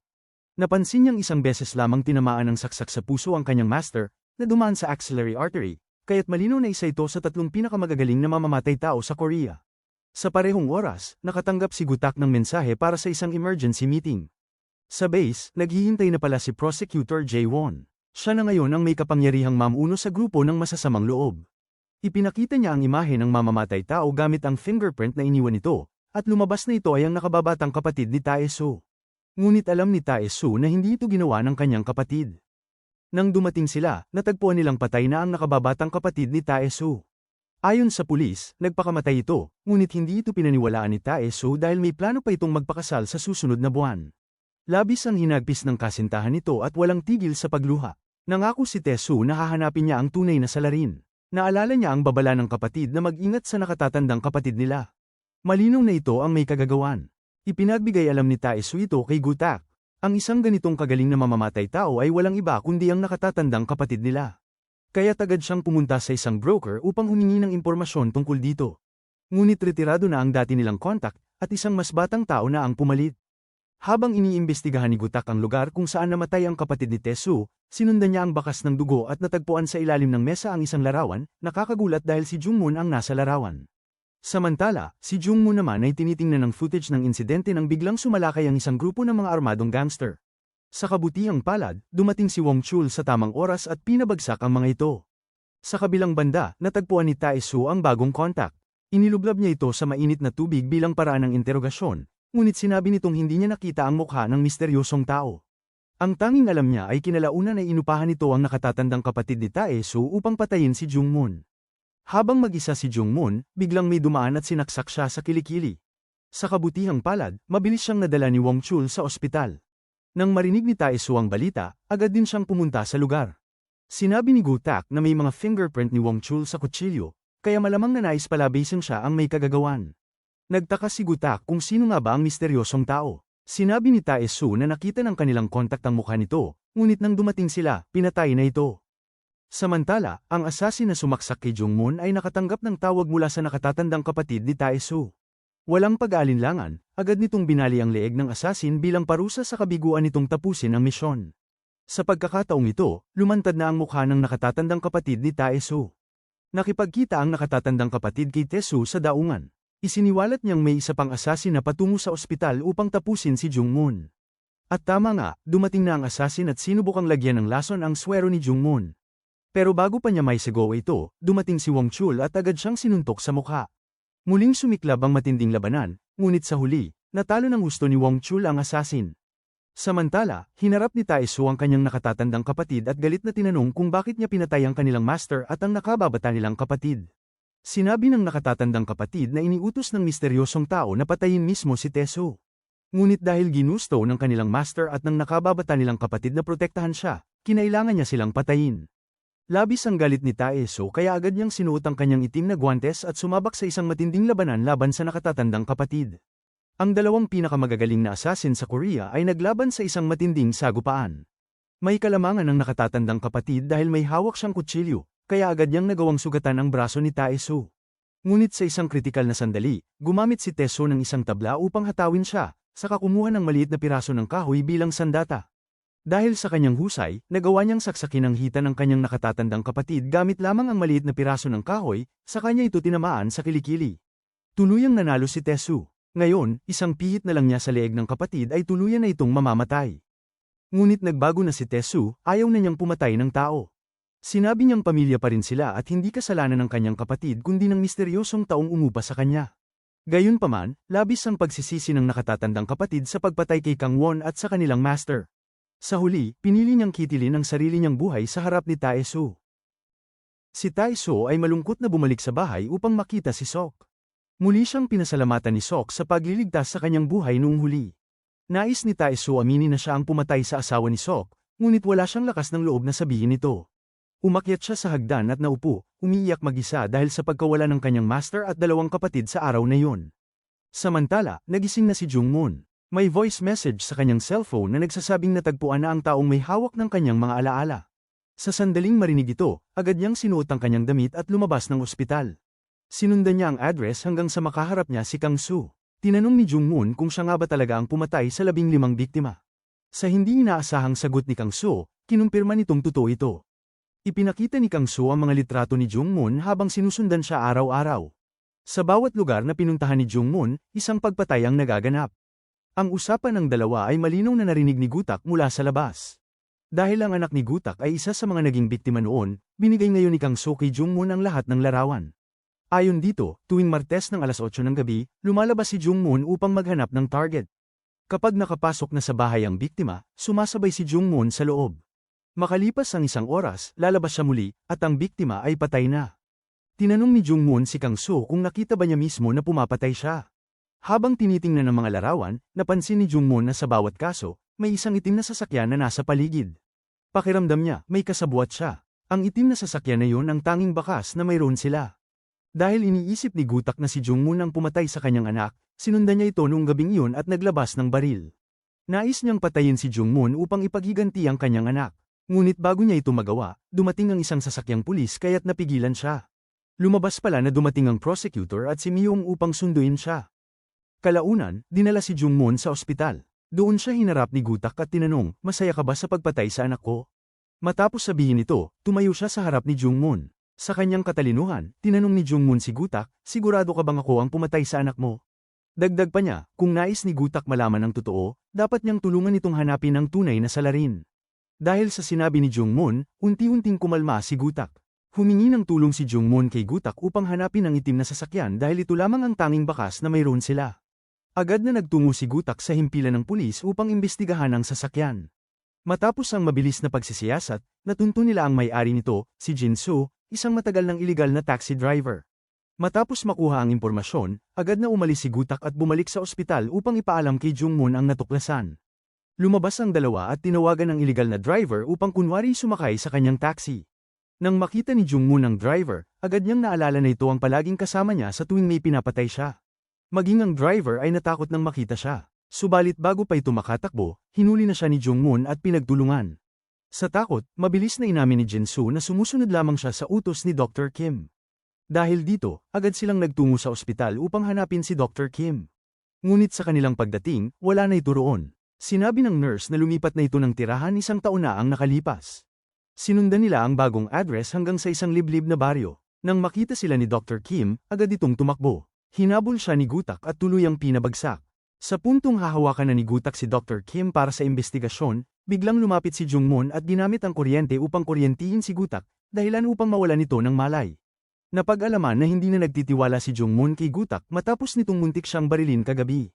Nais ni Jungmoon hanapin ang katotohanan mag-isa. Dinala ni Jungmoon si Dr. Kim sa sasakyan, ngunit bago pa siya makaalis, tinurukan siya nito ng pampamanhid sa binti. Agad siyang nawala ng malay. Sa pilitang dinala ni Dr. Kim si Jungmoon palayo, habang paulit-ulit na tinatawagan ni Gutak si Jungmoon ngunit hindi ito sumasagot. Sa labis na pagkabigo, bumalik si Gutak sa lumang bahay at nagsimula itong sirain at basagin ang mga gamit sa loob. Hindi na niya alam kung sino talaga ang tunay na pumatay sa kanyang anak. Habang nag-iisip, naalala ni Gutak ang mga pangyayari 2 taon na ang nakalipas. Maraming kaso ng pagpatay ang lumaganap sa lugar kung saan siya nadestino. Ang ika-14 na biktima ay isang babae, at wala man lang kahit anong fingerprint sa pinangyarihan ng krimen. Bukod pa rito, ang lahat ng biktima ay pinutulan ng kuko, marahil upang maiwasan ng killer na matrace ang kanyang DNA. Ang matinding linis ng bawat eksena ay nagpapahiwatig na ang pumatay ay isang matalino at maingat na tao. Mahal na mahal ni Gutak ang kanyang nag-iisang anak, kaya't ng araw na yun habang siya ay natutulog, nakatanggap siya ng tawag mula sa kanyang mga kasamahan. Ayon sa forensic, ginamit ng salarin ng kerosene upang burahin ang ebidensya sa bawat krimen. At dahil nabibili ito sa mga gasolinahan, nagpa siya si Gutak na imbestigahan ang lahat ng tao na bumibili nito sa malalapit na istasyon. Matapos ang isang buwan ng pagsisiyasat sa mga CCTV, sa wakas ay natukoy niya ang suspect, si Jungmoon. Agad na nagtungo ang grupo sa apartment ni Jungmoon. Pagbukas ng pinto, nadatnan nila si Jungmoon kasama ang kanyang kasintahan. Tinanong ni Gutak si Jungmoon kung bakit siya bumili ng puting kerosene. Sagot naman ni Jungmoon, ang kanyang kasintahan ang bumili nito upang gamitin sa pagpipinta. Ngunit isang tanong ang patuloy na bumabagabag kay Gutak, bakit palaging naroroon si Jungmoon sa bawat lugar ng krimen? Hindi ito nasagot ni Jungmoon dahil sa pagkawala ng kanyang alaala. Dahil sa kanyang paniniwala na si Jungmoon ang salarin, gumawa ng paraan si Gutak upang pilitin itong aminin ang kasalanan. Pinatay niya ang CCTV sa interrogation room at ginamit ang iba't ibang taktika upang itulak si Jungmoon na umamin sa pagpatay sa 14 na babae. Noong taong yon, labis ang kagustuhan ni Gutak na makagawa ng isang mahalagang ambag kaya't bulag siyang naniwala na si Jungmoon ang pumatay. Dahil walang ebidensya, hindi niya ito maaaring kasuhan. Bukod pa rito, dahil may sertipiko ng mental health si Jungmoon, pinalaya siya makalipas ang 2 araw na pagkakadetain. Isang araw, hindi sinasadyang nasaksihan ni Jungmoon si Gutak na nakaupo at nakikipag-usap sa kanyang anak na babae. Pinuri ni Jungmoon ang anak ni Gutak bilang isang napakagandang dalaga, pagkatapos ay umalis na siya. ngunit nagdulot ito ng takot kay Gutak. Kinagabihan, naghanda si Gutak ng hapunan at naghintay sa kanyang anak na umuwi. Ngunit bago pa siya makakain, kinailangan niyang umalis ng biglaan. Pagdating ng kanyang anak, may kumatok sa pinto. Inakala nitong ang kanyang ama yon, kaya agad niyang binuksan upang salubungin ito. Hindi niya inaasahan na ang taong nasa labas ay ang mamamatay tao, na agad kinitil ang kanyang buhay. Pag-uwi ni Gutak, tumambad sa kanya ang walang buhay na katawan ng kanyang anak. Dahil noon pa man ay naniniwala na siya na si Jungmoon ang may sala, mas lalong tumibay ang paniniwalang ito. Sa labis na dalamhati, tuluyan siyang nawala ng katinoan. Sa morgue, muling tiningnan ni Gutak ang katawan ng kanyang anak. Sinabi ng forensic doctor na ginamit din ng mamamatay tao ang kerosene upang linisin ang katawan. Agad na naisip ni Gutak si Jungmoon, dahil noong araw na yon, isinama rin siya ng doktor sa pinangyarihan ng krimen. Sa tindi ng galit, hinanap ni Gutak si Jungmoon upang patayin ito, ngunit napigilan siya ng kanyang mga kasamahan bago pa siya makabaril. Dahil sa insidenteng ito, tinanggal siya sa tungkulin ng kanyang mga nakatataas. Gayunpaman, determinado pa rin si Gutak na ipaghiganti ang anak. Pinuntahan niya ang kasintahan ni Jungmoon at nalaman niyang baon nito sa utang at napilitang magtrabaho bilang waitress. Inalok niya ito ng malaking halaga kapalit ng paggawa ng peking eksena na magpapakita na tinangkang patayin siya ni Jungmoon. Dahil sa kasakiman, pumayag ang babae. Ginulo niya ang kanilang bahay upang magmukhang may nangyaring kaguluhan, pagkatapos ay nagtungo sa istasyon ng pulisya upang magsampa ng reklamo. Dahil sa bitag na ito, agad na inaresto si Jungmoon. Sa korte, nagpatutuo ang kanyang kasintahan, kaya't nahatulan siya ng habambuhay na pagkakabilanggo. Matapos ang lahat, binayaran ni Gutak ang babae ng malaking halaga. Dahil sa bulag niyang paniniwala, napagbintangan at napakulong si Jungmoon ng walang kasalanan. Sa kasalukuyan, inaresto ni Dr. Kim si Jungmoon at binigyan ito ng maraming gamot, na pansamantalang nagdulot ng pagkawala ng kanyang alaala. Dinala siya ni Dr. Kim sa mga pinangyarihan ng krimen. Samantala, iniulat ni Gutak ang pagkawala ni Jungmoon kay Myung at agad na nagsimulang maghanap kay Jungmoon at Dr. Kim. Sa kabilang banda, nakatanggap si Wong Chul ng balita na patay na ang kanyang pinuno. Labis siyang nalungkot at nagtungo upang tanggapin ang katawan nito. Sinabi ng prosecutor na may mga fingerprints sa patalim na tumugma sa surveillance footage, na nagpapakita na si Jungmoon ang pumatay. Malinaw na isinisi ng tunay na mamamatay tao kay Jungmoon ang krimen. Ngunit dahil sa mga ebidensyang inilatag, nalinlang si Wong Chul at nangakong ipaghihiganti ang kanyang pinuno. Sa libing ng gang leader, tinipon ni Wong Chul ang kanyang mga tauhan sa harapan niya at binigyan ng bawat isa ng larawan ni Jungmoon. Ipinagutos niya sa 30,000 miyembro ng gang na hanapin si Jungmoon sa loob ng 3 araw. Samantala, nagkamalay si Jungmoon at nagulat nang makita niyang puno ng dugo ang kanyang mga kamay. Nalito siya dahil sa gamot na pinainom sa kanya, kaya wala siyang maalala. Sa sandaling yun, lumitaw si Dr. Kim at bigla siyang ginamitan ng kuryente upang mawalan muli ng malay. Habang abala sa paghahanap si Gutak at ang kanyang grupo, nakita ng isang grupo ng gangster si Jungmoon na inilipat sa loob ng isang sasakyan. Sinubukan nilang hulihin siya, ngunit naganap ang matinding sagupaan. Sa gitna ng kaguluhan, ginamit ni Jungmoon ang kanyang talino upang makalaya. Tumakbo siya, ngunit dahil sugatan, pansamantala siyang nagtago sa isang hotel. Hindi nagtagal, natunto ng gangsters ang kinaroroonan niya. Ginamit ni Jungmoon ang isang silid bilang patibong at ginamitan ng kuryente ang 3 tauhan ng gang. Matagumpay siyang nakatakas, ngunit hindi pa rin siya ligtas. Nalaman ni Gutak na nawawala si Jungmoon, kaya't pinuntahan niya ang dating kasintahan nito. Gaya ng inaasahan, nagtungo rin doon si Jungmoon dahil hinahanap niya ang babaeng mahal niya noon. Ngunit bago pa man siya makapasok, biglang lumitaw si Gutak at walang awang binugbog siya. Hanggang ngayon, naniniwala pa rin si Gutak na si Jungmoon ang pumatay sa kanyang anak. Bago pa man niya ito mapatay, dumating si Wong Chul upang pigilan siya. Iginiit ni Wong Chul na si Jungmoon ay para sa kanya bilang paghihiganti sa kanyang pinuno. Samantala, pinigilan ni Taeso si Gutak at inakusahan ito ng pagiging utak sa pagpatay sa kanyang master at nakababatang kapatid. Samantala, patuloy na sinasaktan ni Wong Chul si Jungmoon, hindi niya alam na ginagamit lamang siya ng iba. Ngunit nang marinig niya si Jungmoon na nagsabing matagal na siyang napagbintangan at pagod na siyang lumaban, unti-unting nabuksan ang isip niya. Sa huli, naniwala siya na inosente si Jungmoon at nagpasya siyang tulungan itong linisin ang kanyang pangalan. Habang nagaganap ang mga ito, nakipagkita ang direktor sa isang liblib na lugar upang kausapin si Prosecutor Jae-won. Ngunit sa hindi inaasahan, biglang nilabas ng prosecutor ang isang patalim at sinaksak ang direktor. Gusto niyang kunin ang kapangyarihan nito. Samantala, nagpasya ang grupo ni Gutak na itigil muna ang kanilang alitan upang mahuli si Dr. Kim.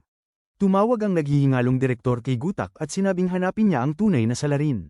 Bago pa matapos ang usapan, binawian na ito ng buhay. Dahil dito, kinumprante siya ni Gutak at sinabihan pa na mukhang nahirapan siya sa pagpatay sa direktor dahil sa mga sugat sa kanyang mga daliri na bakas ng patalim. Kasama ni Jae-woon ang isa pa sa pinakamahusay na assassin sa Korea, na nakilala rin ni Jung-moon. Sumiklab ang isang matinding sagupaan, 4 laban sa isang buong grupo ng mga gangsters at assassins. Nagtapat si Tae-soo at ang assassin sa isang matinding laban, habang si Wong Chul naman ay ginamit ang lakas ng kanyang mga suntok upang pabagsakin lahat ng kalaban sa kanyang harapan. Ginamit naman ni Gutak ang kanyang baril upang saktan ang ilan sa mga kalaban. Si Jung-woon na matalino at kalkulado na di nila kakayanin ng mga kalaban ay kumuha ng isang sasakyan at sinagasaan ang mga kalaban. Matapos nito, sila ay tumakas upang makapagtago dahil tutugisin sila ng batas. Agad nagtungo sa lugar ang grupo ni Gutak at natagpuan nilang patay na ang direktor. Biglang lumitaw si Prosecutor Jae-won kasama ang maraming pulis at idiniin si Gutak at ang kanyang grupo sa pagpatay sa direktor. Hindi nagtagal, pinalabas ng prosecutor sa telebisyon na ang 4 ay mga pugante at dapat silang barilin sa oras na matagpuan. Dahil dito, napilitan ang grupo ni Gutak na magtago. Alam nilang kailangang mahuli si Dr. Kim dahil siya ang may alam sa lahat ng lihim ng prosecutor. Ngunit bago nila ito magawa, nalaman nilang dinakip na siya ng pulisya sa utos ni Jae-won. Sa kabila nito, nakaisip si Jung-moon ng paraan upang mahuli si Dr. Kim at mailantad ang katotohanan. Samantala, si Jung-moon ay humingi ng tulong kay Myung. Nang gabing yun, biglang nagkaroon ng pagkawala ng kuryente sa bahay ni Dr. Kim, at isang hindi inaasahang tawag ang natanggap. Ipinagbigay alam ni Myung na nasa loob ng bahay ang masasamang tao at pinayuhan siyang lumabas at magtago. Agad na bumaba si Dr. Kim sa basement, ngunit bago pa siya makasakay sa kotse, dumating ang hepe ng pulisya upang pigilan siya. Hindi nagtitiwala si Dr. Kim sa taong ito kaya mabilis siyang tumakbo papunta sa sasakyan. Naghihintay naman ang grupo ni Gutak at sapilitang isinakay si Dr. Kim sa kotse bago mabilis na tumakas. Walang nagawa ang mga pulis kundi habulin sila ng walang armas at hindi man lang nakapigil. Pagdating sa kanilang hideout, agad na tinanong ni Wong Chul si Dr. Kim, ngunit matigas itong tumanggi na magsalita. Sa sandaling yun, walang imik na kinuha ni Tae-soo ang maso at pinukpok ang kanyang paa. Sa matinding sakit, agad na ipinagtapat ni Dr. Kim ang lahat. Inilahad niyang si Prosecutor Jae-won ay isang malupit na tao. Ipinagutos nito ang pagpatay sa mga pamilya ng mga kriminal na kanyang ipinakulong at inisip ang isisi ang lahat kay Jung-moon. Binigyan si Jung-moon ng nerve inhibitor na nagdulot ng pansamantalang pagkawala ng alaala. Sa bawat pagpatay ng prosecutor sa isang babae, may nagpapadala naman kay Jung-moon na walang malay sa eksena ng krimen. 14 na babae ang pinaslang sa utos ni Prosecutor Jae-won sa hepe ng pulisya. Gumamit sila ng kerosene upang burahin ang anumang ebidensya. Maging ang amo ni Wong Chul ay pinatay rin sa parehong paraan. Nagtanong si Gutak kung bakit pinatay ng prosecutor ang napakaraming babae. Sinagot siya ni Dr. Kim na dahil napatay ang asawa ng prosecutor, kaya gumanti ito sa pamamagitan ng pagpatay sa mga asawa ng mga kriminal. Pinili niya ang 14 na babaeng ito na pawang may koneksyon sa mga kriminal. Tanging ang anak ni Gutak ang hindi kabilang sa kanila. Sa panahong yun, nais ni Prosecutor Jae-won na si Jung-moon ang makulong, kaya sinadyang patayin ang anak ni Gutak upang himukin siyang dakpin si Jung-moon. Bukod pa rito, upang maitago ang kanyang mga krimen, umupa siya ng maraming mamamatay tao upang patayin si Jung-moon. Sa narinig, hindi makapaniwala si Gutak sa katotohanan. Labis siyang nagsisi sa maling pagpapakulong kay Jung-moon sa loob ng maraming taon. Lumabas siya upang humingi ng tawad kay Jung-moon, sinasabing hindi na siya karapat-dapat mabuhay sa mundong ito. Ibinigay niya ang kanyang baril kay Jung-moon, handang ialay ang kanyang buhay bilang kabayaran sa kanyang kasalanan. Itinaas ni Jung-moon ang baril ngunit hindi siya nagpaputok. Sa kabila ng matagal niyang pagkakapiit ng walang sala, piniling patawarin ni Jung-moon si Gutak. Sinabi niyang mas mahalagang mapanagot ang prosecutor sa kanyang mga kasalanan. Matapos nito, naging magana ang pakiramdam ni Tae-soo dahil sa naamin na niya ang matagal na niyang pasan-pasan na saloobin. Nagsimula ang grupo sa pagpaplano. Alam nilang may wiretap ang prosecutor sa telepono ni Myung, kaya nagkunwaring makikipagkita si Gutak kay Myung sa daungan, dala umano si Dr. Kim. Agad na nahulog sa bitag ang prosecutor matapos marinig ang usapan. Mabilis siyang nagpadala ng mga tauhan sa daungan. Samantala, batid ni Tae-soo na maaaring ikamatay nila ang misyon, kaya bago ito, nagpunta siya sa bahay ni Sok. Lumuhad siya at inamin na siya ang pumatay sa asawa nito. Isinuko niya ang sarili at hinatulan ng 22 taon sa bilangguan. Napahagulgol si Sok sa sakit ng katotohanang nalaman. Hindi inaasahan ni Tae-soo na mapapatawad siya, ngunit handa siyang isakripisyo ang kanyang buhay upang mahuli ang prosecutor. Kinabukasan, nagtipon ang grupo para sa huling labanan. Nagpadala ang prosecutor ng daan-daang mamamatay tao upang tambangan sila sa daungan. Tinawagan ni Gutak ang prosecutor at sinabing nasa barko si Dr. Kim. Narinig ito ng prosecutor at naniwalang totoo, kaya agad siyang nag-utos na puntahan ito ng kanyang mga tauhan.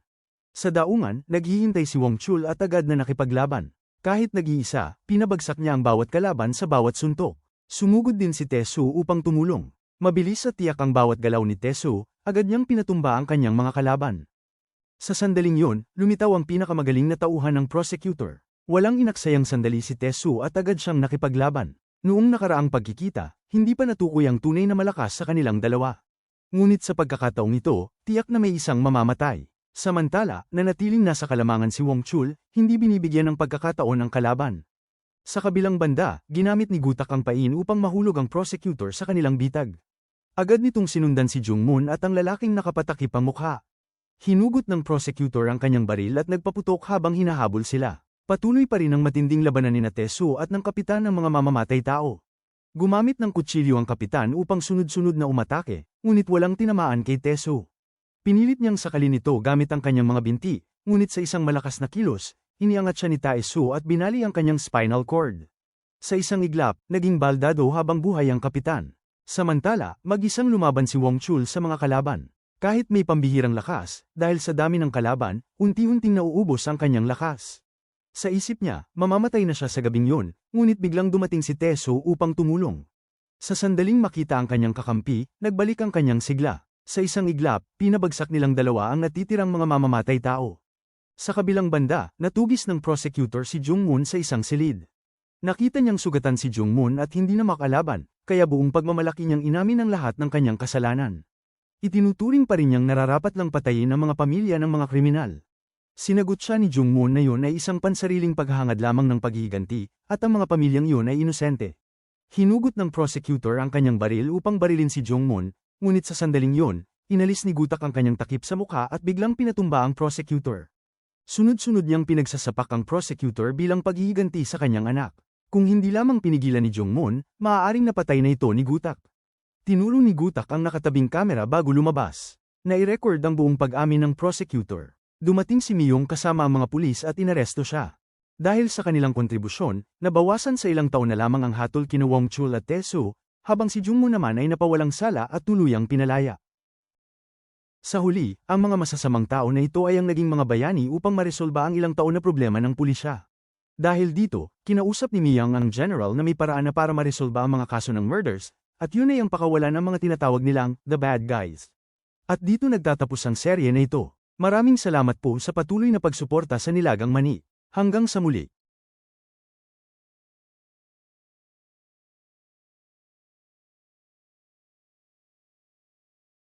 Kung nagustuhan mo ang aral sa istorya na to, huwag kalimutang mag-subscribe sa channel at pindutin ang notification bell para lagi kayong updated sa mga susunod nating uploads.